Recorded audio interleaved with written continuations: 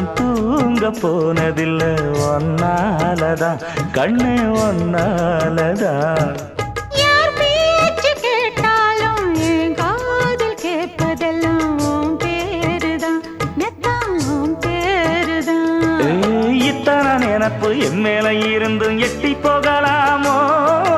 கட்டுப்பாடு இருந்தும் கட்டிக்கு முன்னே ஒட்டிக் கொள்ளலாமோ? முத்தமிட்டா மோசம் என்ன உண்டாகும்?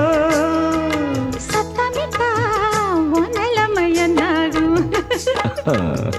புது வளையல அரைச்சு தொண்டையில தான் நினைச்சு மாமன் கிட்ட பேச போற மணிக்கணக்கா.